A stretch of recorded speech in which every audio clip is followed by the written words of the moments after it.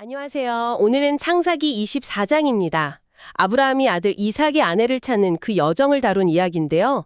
권혁철 목사님의 통찰과 함께 좀 깊이 들여다보려고 합니다.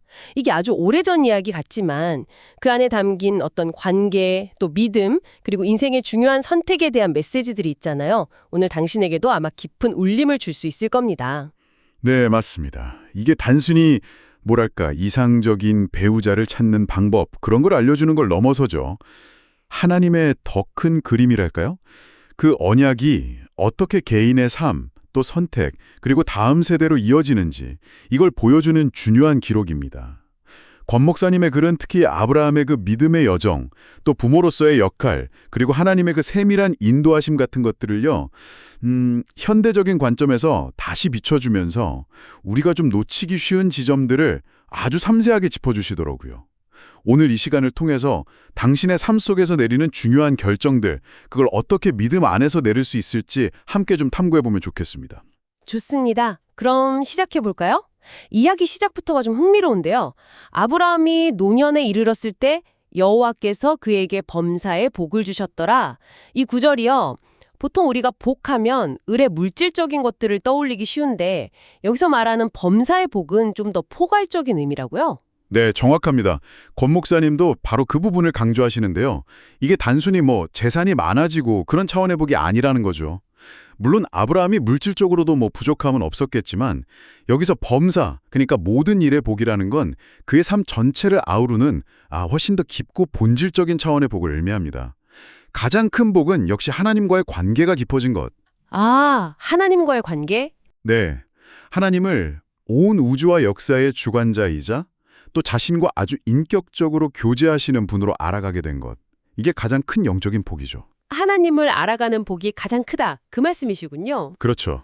그리고 또 하나 빼놓을 수 없는 복이 바로 사람을 얻는 복입니다. 아브라함 곁에는 그의 마음을 잘 헤아리고 평생 충성을 다한 그 엘리에셀 같은 사람이 있었잖아요. 신뢰할 만한 사람, 인생에서 좋은 사람, 특히 마음을 나누고 신뢰할 수 있는 동역자나 친구, 더 나아가서는 평생의 동반자를 만나는 건 정말 큰 복이죠. 권 목사님은 이런 관계의 복 또한 하나님이 주시는 범사의 복의 아주 중요한 일부라고 해석합니다. 어쩌면 당신의 삶에서 그냥 당연하게 여기고 있는 그런 좋은 관계들이요? 그게 바로 이 범사의 복의 증거일 수도 있습니다. 관계의 복까지 포함하는 거군요. 범사의 복이라는 개념이 훨씬 더 풍성하게 다가오네요. 그런데 아브라함은 이 복을 누리는 상황에서도 아들 결혼 문제만큼은 정말 심각하게 여겼어요. 종에게 허벅지 아래 손을 넣고 맹세까지 시키잖아요. 이게 고대 근동의 관습이라지만 아브라함이 성강에서 이런 맹세를 시킨 건 이게 처음이자 마지막이라고 하던데요. 이 결혼이 그에게 왜 이렇게까지 절박하고 또 중대한 문제였을까요? 그게 아주 중요한 지점입니다. 이게 단순히 그냥 아들이 짝을 찾는 그런 수준의 문제가 아니었기 때문이죠. 아브라함은 자기 후손을 통해서 큰 민족을 이루고 또 세상 모든 족속이 복을 받게 될 거라는 하나님의 약속, 즉 언약의 중심에 서 있었잖아요. 그리고 그 언약이 다음 세대인 이삭을 통해 이어져야만 했고요. 그러니까 이삭의 결혼은 바로 이 언약의 성패가 달린 하나님의 그 구원 계획이 계속 이어지는 결정적인 통로였던 겁니다. 권 목사님의 글에서도 이 부분을 강조하면서 아브라함이 개인적인 바람을 넘어서서 하나님의 약속 성취라는 아주 거대한 관점에서 이 문제를 봤다고 설명해요. 그래서 정말 거의 사활을 건 듯한 그런 태도로 가장 엄중한 방식으로 맹세를 시키면서 이 일을 추진했던 거죠. 하나님의 그 큰 이야기 속에서 이 결혼의 무게를 인식했기 때문이군요. 그렇기 때문에 아브라함은 종에게 이 임무를 맡기면서 아주 분명한 원칙들을 제시했어요. 타협할 수 없는 기준들이 있었죠. 네, 그렇습니다. 두 가지 핵심 원칙이 있었습니다. 첫 번째는 내 아들을 위해서 가나안 족속의 딸 중에서 아내를 택하지 말라, 이거였죠.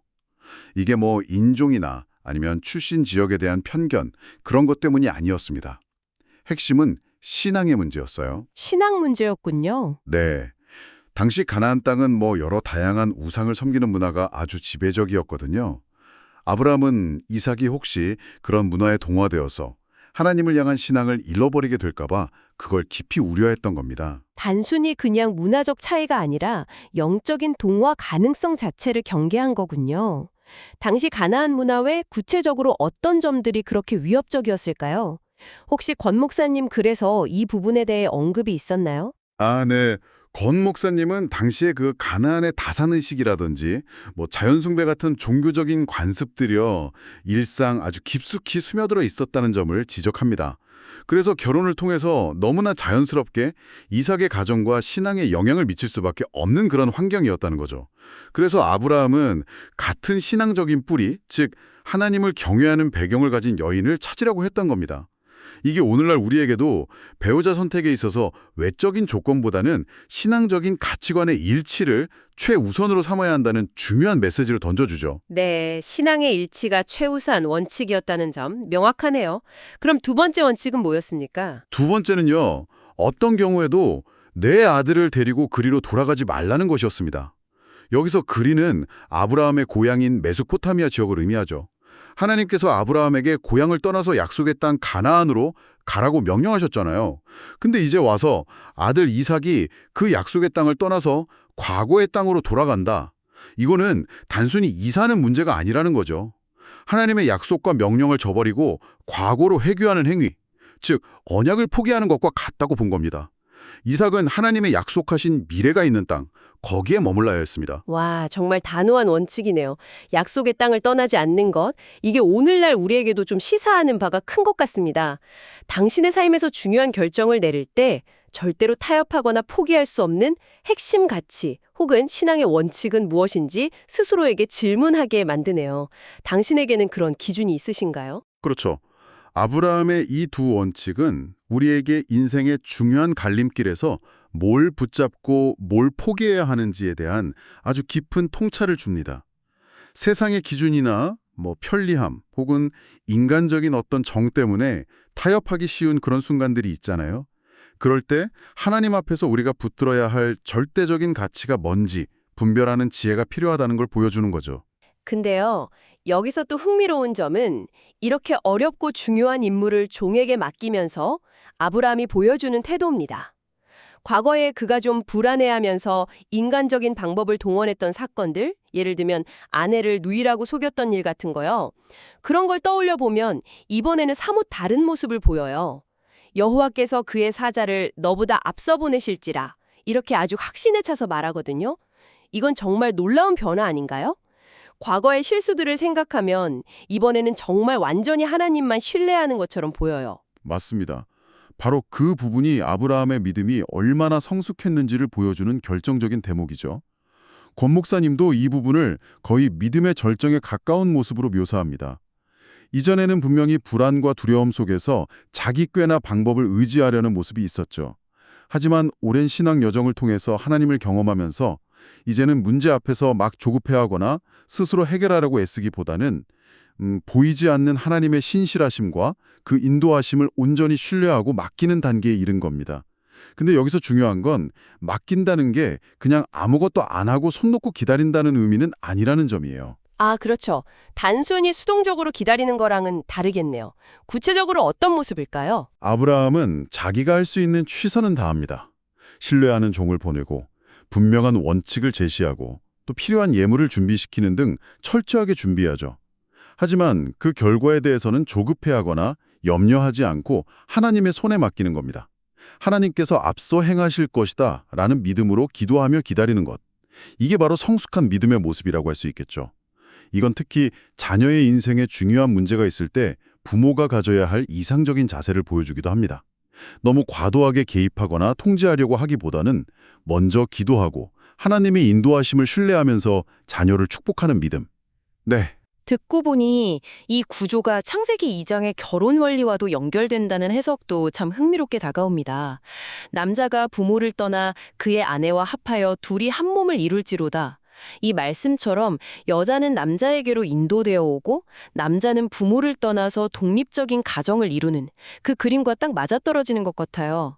그러니까 부모가 자녀를 자기 일부나 소유물처럼 생각하기보다 하나님의 계획 안에서 건강한 가정을 이루도록 축복하면서 떠나보내는 자세가 중요하다는 통찰로 이어지네요. 정확합니다. 권 목사님의 글에서도 바로 그 점을 지적해요.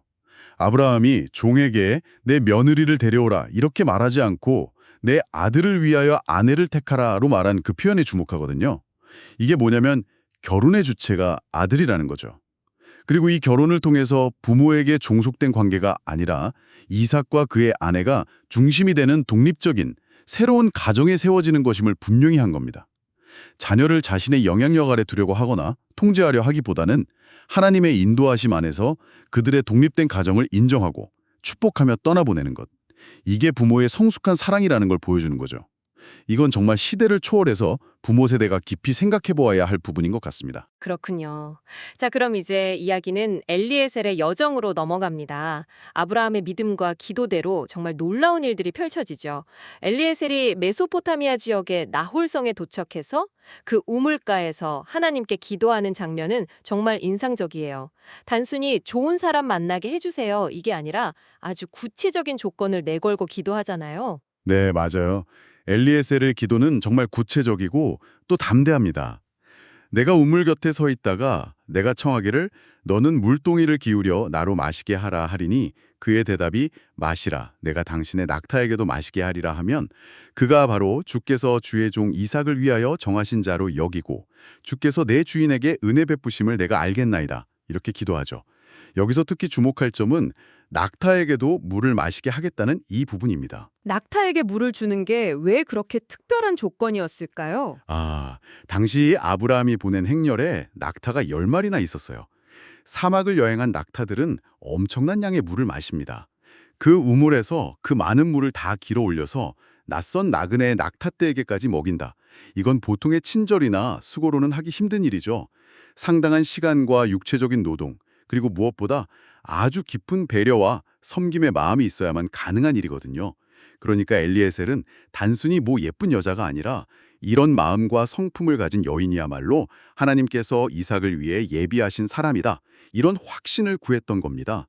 권 목사님은 이 기도를 통해서 엘리에셀이 그 주인의 믿음을 그대로 이어받아서 하나님의 세밀한 인도하심을 구하는 아주 신실한 종의 모습을 보여준다고 평가합니다. 와, 그런 깊은 의미가 있었군요. 근데 정말 소름 돋는 것은 엘리에셀이 기도를 채 마치기도 전에 리브가가 나타나서 그가 기도했던 그대로 행동한다는 점이에요. 마시라, 내가 당신의 낙타에게도 마시게 하리라. 이건 정말 드라마보다 더 드라마틱한데요? 그렇죠. 하나님의 응답은 정말 신속하고 정확했습니다. 여기서 리브가의 행동을 좀 더 자세히 볼 필요가 있는데요.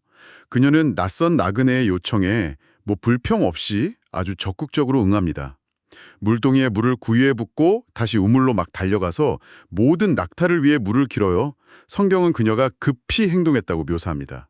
급히. 네, 주저함 없이 기쁜 마음으로 선을 행하는 모습이죠. 이건 그녀의 몸에 밴 어떤 친절한, 성실함, 그리고 다른 사람의 필요에 민감하게 반응하는 따뜻한 마음을 보여줍니다. 권 목사님은 리브가의 이런 모습이 단순히 우연히 나타난 행동이 아니라 평소 그녀의 성품과 삶의 태도를 반영하는 것이라고 해석해요. 평소의 성품이 결정적인 순간에 드러난 것이군요. 그리고 이후에 엘리에셀이 자초지종을 설명하고 리브가의 가족에게 청혼했을 때 상황이 좀 급박하게 돌아가잖아요. 가족들은 좀 더 시간을 갖길 원했지만 리브가에게 의견을 묻자 그녀는 내가 가겠나이다. 라고 망설임 없이 대답하죠. 한 번도 만나보지 못한 사람에게 그 먼 길을 떠나서 시집가는 것을 스스로 결정하는 것. 이것 또한 정말 대단한 믿음의 결단이라고 할 수 있겠죠. 그렇습니다. 이게 바로 리브가의 주체적인 결단과 믿음을 보여주는 매우 중요한 장면입니다. 그녀는 아마 엘리에셀의 이야기를 통해서 이 모든 과정에 하나님의 인도하심이 있다는 것을 깨달았을 겁니다. 그리고 알지 못하는 미래지만 하나님의 계획을 신뢰하면서 순종하기로 결단한 것이죠. 이 만남은 결코 우연이나 운 좋은 사건이 아닙니다. 한번 정리해보면요. 첫째는 범자의 복 주시는 하나님을 향한 아브라함의 깊은 신뢰와 기도. 둘째는 그 믿음을 이어받은 엘리에셀의 구체적이고 담대한 기도. 셋째는 그 기도에 응답하시는 하나님의 신속하고 정확한 역사하심. 그리고 넷째는 리브가의 준비된 성품과 그 믿음의 결단. 이 모든 게 어우러진 결과였습니다.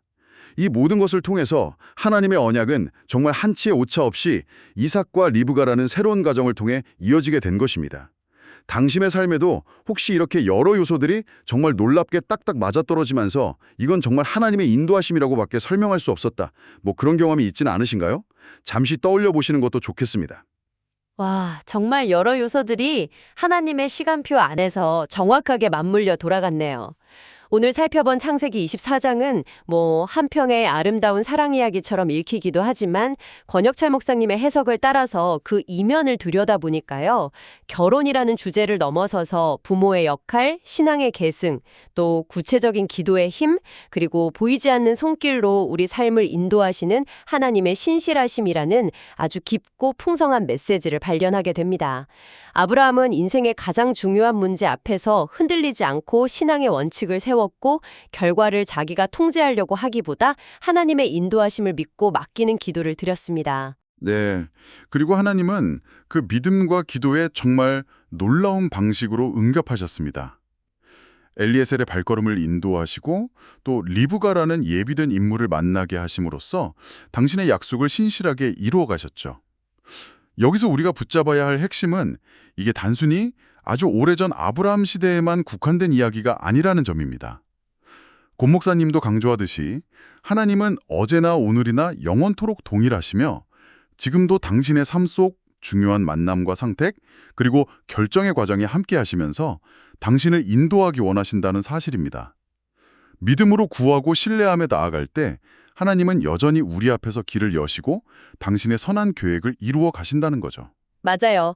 결국 믿음의 가정을 세우고 하나님의 약속을 다음 세대로 이렇게 흘려보내는 아름다운 그림은 어느 한쪽의 일방적인 노력만으로는 완성될 수 없다는 걸 깨닫게 됩니다. 자녀를 향한 부모 세대의 간절한 기도와 믿음의 본보기, 그리고 그 부르심에 응답하는 다음 세대의 하나님을 향한 신뢰와 순종, 이것이 아름답게 조화를 이룰 때 비로소 하나님의 이야기가 우리 삶 속에서 계속 쓰여질 수 있다는 것을 이삭과 리브가의 만남이 보여주는 것 같습니다. 네, 오늘 이 긴 여정을 마무리하면서 당신에게 마지막으로 이런 질문을 한번 던져보고 싶습니다.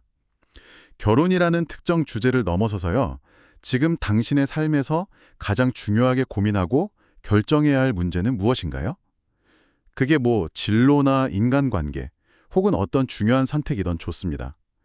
만약 그 문제 앞에서 아브라함처럼 세상의 소리나 당신의 어떤 불안감 대신에요, 당신의 신앙에 뿌리 내린 타협할 수 없는 원칙을 먼저 세우고 그 결과를 내가 원하는 대로 만들려는 조급함을 좀 내려놓고 하나님의 때와 방법을 신뢰하면서 엘리에셀처럼 아주 구체적으로 기도한다면 당신의 그 문제에 대한 접근 방식 그리고 마음가짐은 어떻게 달라질 수 있을까요? 단순히 달라져야지 하는 생각을 넘어서서 오늘부터 당신의 기도와 행동에 어떤 작은 변화를 가져올 수 있을지 한번 깊이 고민해 보시는 그런 시간이 되기를 바랍니다.